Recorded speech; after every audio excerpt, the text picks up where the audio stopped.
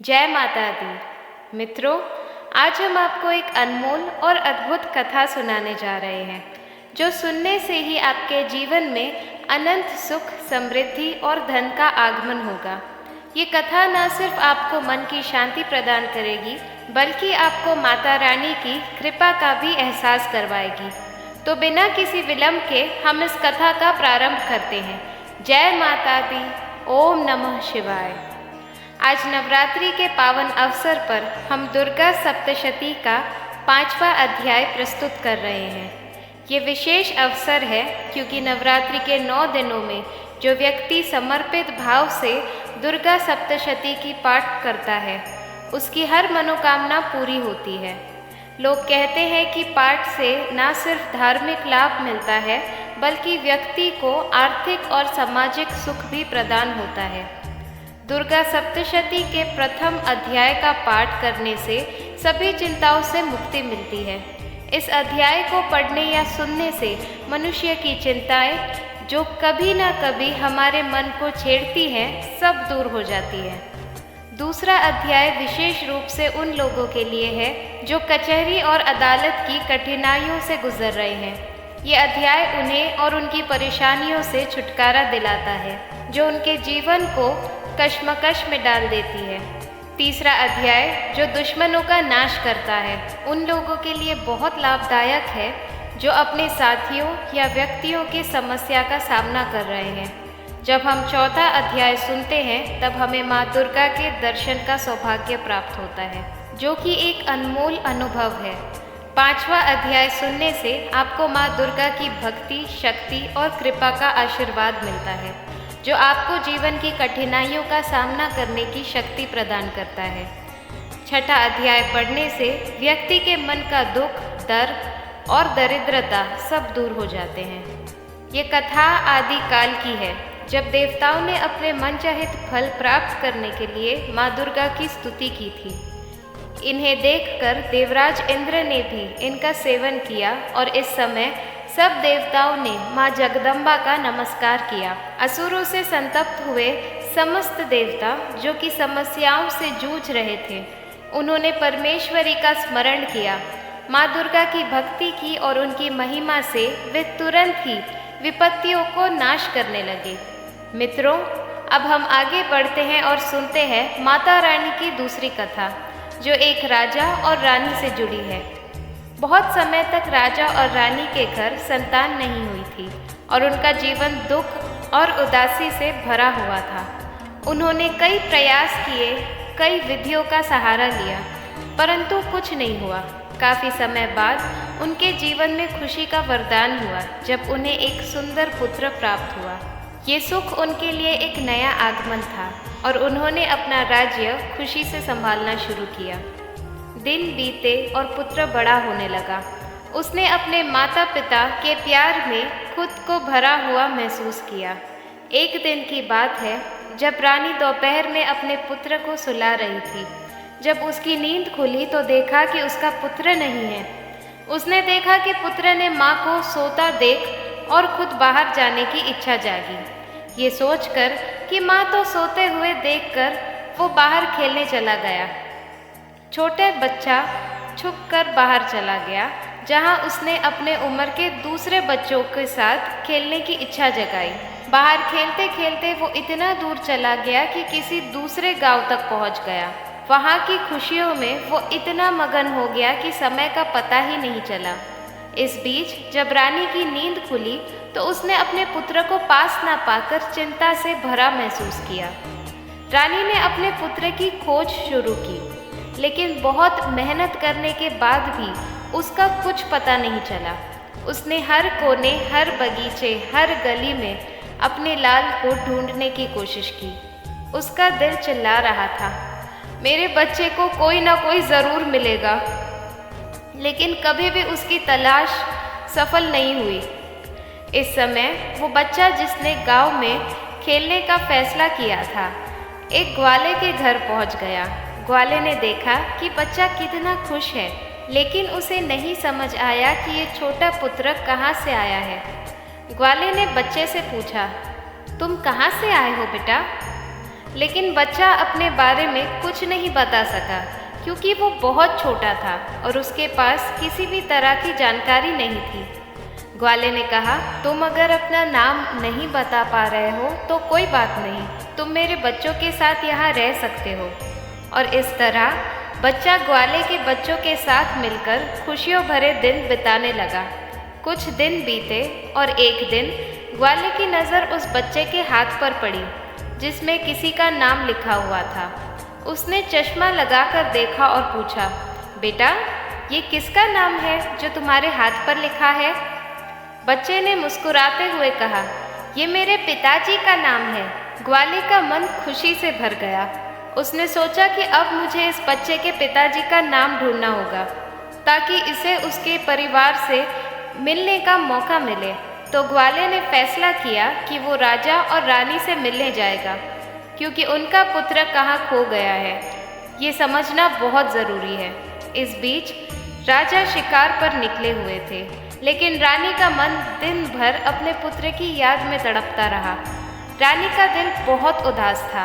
वो अपने बच्चे की याद में उदास होती थी और चाहती थी कि उसका बेटा दिख जाए, चाहे किसी भी तरह से।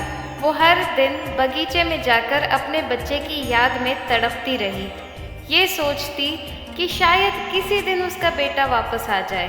रानी सोचती थी कि इतने दिनों बाद एक संतान हुई थी और मैंने लापरवाही में उसे भी खो दिया। एक दिन निराश होकर रानी एक गांव में पहुंची। उसने देखा कि कुछ औरतें मिलकर देवी माता की पूजा कर रही थी। रानी भी वहां जाकर बैठ गई और पूरी पूजा ध्यान से देख रही थी। पूजा के दौरान माता रानी की कथा को बहुत मन लगाकर सुना। पूजा खत्म होने के बाद सारी सुहागिन रानी को प्रसाद देती हैं। रानी ने पूछा, बहन, आप किसकी पूजा कर रही हैं? हमें भी बताइए। सभी सुहागिनों ने कहा, हम माँ भवानी, माँ दुर्गा की पूजा कर रहे हैं। माँ बहुत ही दयालु है। ये अपने श्रद्धालुओं के संकट को क्षण मात्र में दूर कर देती हैं। बस ध्यान करने वाली बात है कि तब तक आपकी मनोकामनाएं तुरंत पूरी हो जाती हैं। जब आपकी मनोकामनाएं पूरी हो जाए तो तुरंत देवी की पूजा करें। जो मन्नत आपने मांगी उसे पूरा करें। मनोकामना पूर्ण होने के बाद माता रानी की पूजा तुरंत ही कर लेनी चाहिए, इसे टालना नहीं चाहिए। रानी ने अपने मन में सोचा, अगर माँ भवानी, माँ दुर्गा ने हमारा बच्चा सकुशल वापस हमारे पास पहुँचाया तो हम भी सभी सुहागनों के साथ माता रानी की पूजा करेंगे। उधर रानी ने ये मन्नत मांगी और इधर ग्वाला बच्चे को लेकर उसके पिता की तलाश में निकल पड़ा। वो कई जगह ढूंढते हुए काफ़ी देर बाद गांव के किनारे पहुंच गया और एक व्यक्ति से पूछा, भैया, इस नाम के व्यक्ति को क्या आप जानते हैं? उस आदमी ने बताया, हाँ भैया, ये हमारे राजा का नाम है। उनका पुत्र खो गया है, क्या ये उन्हीं का पुत्र है? ये बताकर उसने ग्वाले को घर का पता बताया। ग्वाला जब बच्चे को लेकर राजा के द्वार पर पहुंचा तो राजा और रानी ने अपने बच्चे को देखकर लिपटकर रोने लगे और बार बार ग्वाला को धन्यवाद करने लगे। राजा ने पूछा, भाई, इसको आपने कहाँ पाया? ग्वाले ने कहा, राजा साहब, ये बालक घूमते घूमते हमारे गांव आ पहुंचा था।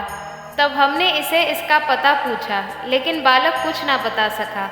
एक दिन खेलते खेलते जब मेरी नज़र इसके हाथ पर गई तो उस पर नाम लिखा हुआ था और उसी नाम के सहारे हमने इसे आप तक पहुंचाया। मित्रों, रानी की खुशी की कोई सीमा नहीं थी। रानी ने राजा से कहा, ग्वाले को खूब धन दौलत देकर विदा कीजिए। लेकिन ग्वाले ने कुछ नहीं लिया और कहा, जितनी खुशी आपको अपना पुत्र पाकर है उतनी ही खुशी मुझे भी है कि मैंने आपकी धरोहर को आप तक पहुंचाया है। अंत में राजा ने ग्वाले को धन देकर विदा किया। अब रानी को तुरंत याद आया कि उन्होंने माता रानी की मन्नत मांगी थी, उनकी पूजा करने और नवरात्रि का व्रत करने की। रानी ने राजा से कहा, हमने माँ दुर्गा का मन्नत मांगी है, हमें नवरात्रि का व्रत करना है। हम नवरात्रि का व्रत करेंगे। नगर की कुछ स्त्रियों को निमंत्रण दीजिए। तुरंत माँ भवानी की पूजा कीजिए। रानी ने तुरंत माता की पूजा करने वाली सारी सामग्री इकट्ठा करवाई। माता रानी की पूजा की सारी व्यवस्था की गई। सभी सुहागनों ने मिलकर माता रानी की विधि पूर्वक पूजा की और माँ भवानी दुर्गा माता का गीत गाया। जिन सुहागनों को माता रानी की कथा आती थी, उन्होंने माता रानी की कथा सुनाई और फिर अंत में सभी सुहागनों ने मिलकर माता रानी की आरती की और उनसे प्रार्थना की, हे माँ, जिस तरह आपने हमारे संकट को दूर किया, वैसे ही जो आपको याद करे उनके भी संकट को तुरंत दूर करना। हे माँ, आपका स्वभाव बड़ा ही दयालु है, सहज और कृपालु है। जय माता रानी।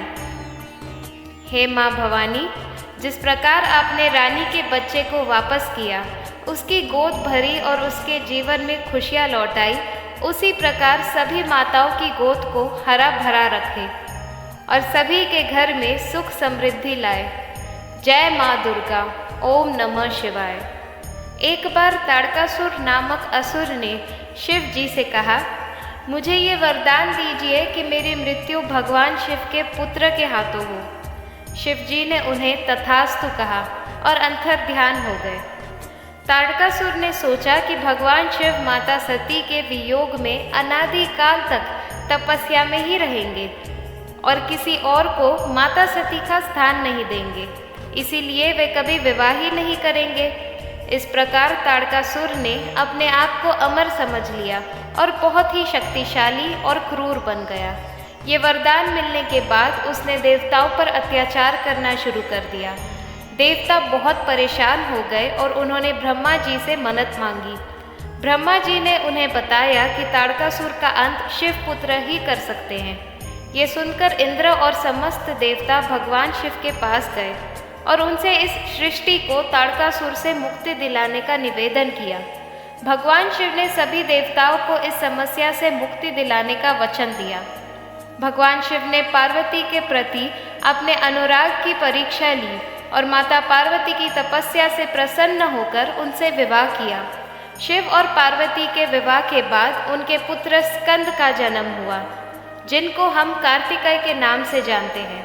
कार्तिकेय बचपन से ही वीर और शक्तिशाली थे। माता पार्वती ने स्कंद को अपना पुत्र बनाया और उन्हें अस्त्र शस्त्र की शिक्षा दी, अपनी समस्त शक्ति उन्हें प्रदान की। इसके बाद कार्तिकेय ने दुष्ट असुरों का संहार करना शुरू किया। अंततः वे समय आ गया जिसका देवताओं ने युगों से परीक्षा की थी। कार्तिकेय ने ताड़कासुर से युद्ध किया और भयंकर युद्ध में ताड़कासुर का वध कर दिया। देवताओं ने भगवान कार्तिकेय की वीरता की प्रशंसा की और उन्हें देवताओं का सेनापति बना दिया। भगवान शंकर के पुत्र स्कंद को सुब्रमण्यम, मुर्गन और कार्तिकेय के नाम से भी जाना जाता है। स्कंद माता की उपासना नवरात्रि के 5वें दिन की जाती है। इस दिन साधक का मन विशुद्ध चक्र में अवस्थित होता है। स्कंद माता की 4 भुजाएं हैं। दाहिनी तरफ की ऊपर वाली भुजा में भगवान स्कंद को गोद में पकड़े हुए हैं और दाहिनी तरफ की नीचे वाली भुजा में कमल का फूल है। बाईं तरफ की ऊपर वाली भुजा आशीर्वाद मुद्रा में है और नीचे वाली भुजा में भी कमल का फूल है। स्कंद माता का वर्ण संपूर्ण शुभ है और वे कमल के आसन पर विराजमान हैं। उनका वाहन सिंह है, इसलिए उन्हें पद्मासना देवी भी कहा जाता है। स्कंद माता सूर्य मंडल की अधिष्ठात्री देवी है। उनके उपासक अलौकिक तेज और कांति की युक्त होते हैं। नवरात्र पूजन के 5वें दिन का शास्त्रों में विशेष महत्व है। इस चक्र में स्थित मन वाले साधक की सभी ब्रह्म क्रियाएं और वृत्तियां समाप्त हो जाती है। वे विशुद्ध चैतन्य रूप की ओर बढ़ता है और उसका मन सभी लौकिक सांसारिक माया बंधनों से मुक्त होकर पद्मासना माता स्कंद माता के स्वरूप में विलीन हो जाता है। इस समय साधक को पूरी सावधानी से उपासना करनी चाहिए। उसे अपना सारा ध्यान स्कंद माता के रूप में एकाग्र रखते हुए पूजा विधान आदि करना चाहिए। स्कंद माता की उपासना से सभी इच्छाएं पूर्ण होती हैं। इस मृत्यु लोक में ही उसे परम शांति और सुख का अनुभव होता है और उसके लिए मोक्ष का द्वार स्वयं ही सुलभ हो जाता है। इनकी उपासना से बाल स्वरूप स्कंद भगवान की उपासना भी स्वतः ही हो जाती है। ये विशेषता केवल इन्हीं को प्राप्त है। स्कंद माता की उपासना करने से मन पवित्र होता है और मोक्ष का मार्ग सुलभ होता है। भावसागर के दुखों से मुक्ति पाने के लिए स्कंद माता की उपासना से अच्छा उपाय दूसरा कोई नहीं है। उनकी उपासना से भक्त को मन की शांति और सुख की प्राप्ति होती है। मित्रों, नवरात्रि के 5वें दिन स्कंद माता की कथा सुनने या पढ़ने से सभी प्रकार की मनोकामनाएं पूर्ण होती हैं। स्कंद माता का मुख्य मंत्र इस प्रकार है: चंद वीरा चंद माया मुंद प्रहा जन्मताना मामि च देव शचंदिका च विक्रम क्रमम। स्कंद माता की जय। जय माँ भवानी। अपने सभी श्रद्धालुओं का दुख दूर करो माँ। जय माता दी। अगर आपको वीडियो पसंद आया तो हमारे चैनल भक्ति का ब्रह्मांड को ज़रूर सब्सक्राइब करें। मिलते हैं आपसे अगली वीडियो में। जय माता दी। ओम नमः शिवाय।